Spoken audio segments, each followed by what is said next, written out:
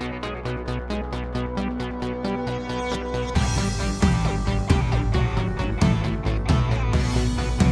welcome back to Comic Frontline, everybody. I am Brant Fowler, aka the Gonzogoose, back with you for another Marvel Legacy review. This time we're talking Avengers 672, the first part of Worlds Collide. This is the crossover between Avengers and Champions.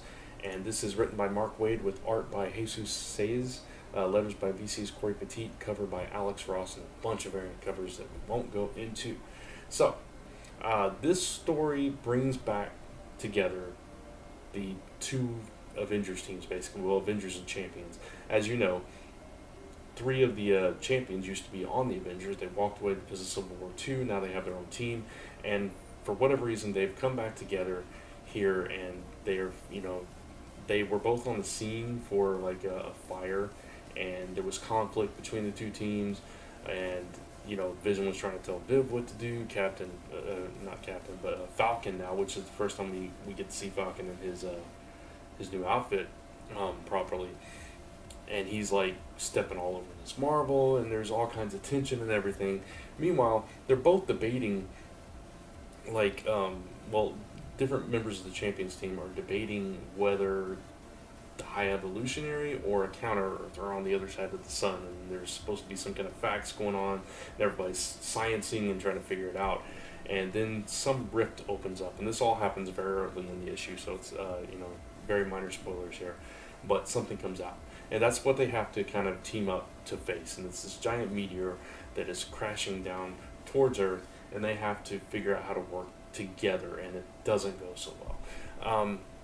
And then by the end, they've kind of split off again to try to handle this threat that is now present on Earth. Interesting thing about this, this meteor is coming to crash in Lexington, Kentucky, which I thought was pretty cool because that's where I spent most of my life, and it's where I was raised from 5 until well into my adult years. So it was interesting. I rarely see Lexington, Kentucky in a comic, so it was pretty cool. And even though there weren't a whole lot of landmarks that they showed, the art, it really did look like downtown Lexington, so it was pretty cool. So hats off to Jesus Saez for his depiction of Lexington, Kentucky. And honestly, the art in this book, there's still something about it that doesn't gel with my personal preferences. It was solid art, though. I think it might be the coloring style. It just doesn't mesh well for me personally.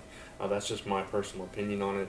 But the art itself was really good. There was a lot of dynamic panels with the meteor coming in there, trying everything they can to slow it down and stop it, and all the tactics that they used were creative, and you had different pairings of these heroes going at it, and everything was really explosive looking. So fine art in that way. Even the expressions and everything, especially Viv's angry expression, was really good, really solid artwork in that way. The coloring style doesn't work for me. The writing here I felt was more solid than Avengers has been, and now I haven't read Avengers for a while, just because I couldn't get into the stories. I'm jumping back on with this issue, but I thought the writing here was solid. It was actually the best that I can remember since those early couple of issues of Avengers, or maybe that Free Comic Book Day book that they put out. I thought it was a really solid story, and the tension was built up really nicely, and I love the pairings that Mark Waid put together. You had Hercules and Hulk, and they reference their past team ups before he was Hulk, when he was just on the day as Cho, and I love that.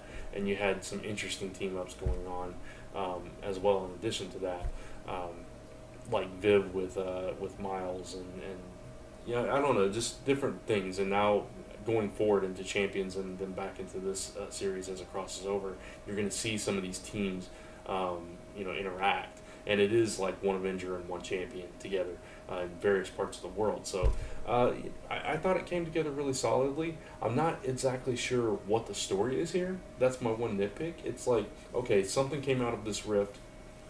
For some reason they were tracking this rift, and something came out of it, and now they have to fight against it. And all we know about what came out of this is what we see in the last panel, which I'm not going to spoil here. So we really don't have a grasp on what the actual story is, but it was a very nice setup. And like I said, the real setup here was reintroducing us to the tension between these two teams, and which again was handled really well.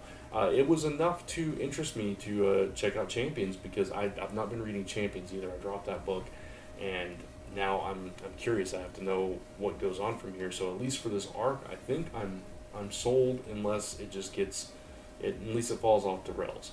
But I thought it was a pretty solid start. I'm gonna give this one a 3.75 out of 5 for Avengers 672. A decent start to Marvel Legacy for the Avengers. I thought the X-Men issue was stronger, and that is also a crossover between the two X-books. But this one has promise, so I'm looking forward to seeing how it comes together. So 3.75 for this one. I would love to hear your thoughts, so please leave a comment below, and if you like this review, give it a thumbs up, and if you haven't done so already, please subscribe to Comic Frontline so you get all our reviews, our live shows, all our videos and content in your sub box almost every day of the week. And you can follow me on lastnumberpress.com and zone4podcast.com. You can check out the Patreons for both. You can get my book, The Last Number, Number Zero, for free just by signing up for Around the Fire, which is a weekly email we send out. You can find that on lastnumberpress.com or on our Facebook page. And you can check out my YouTube channel, Brant Fowler, where I do a weekly series called Monday Musings, Random Thoughts in under 4 minutes. And you can come right back here to Comic Frontline this Saturday, October 7th, as Lisa and I unofficially participate in 24-hour Comic Day, and we'll be live streaming at the beginning, end, and a little bit throughout the day, as well as we progress through the 24-page comic. So until next time, thank you guys for watching. Once again, 3.75 out of 5 for Avengers 672. Until next time, take care.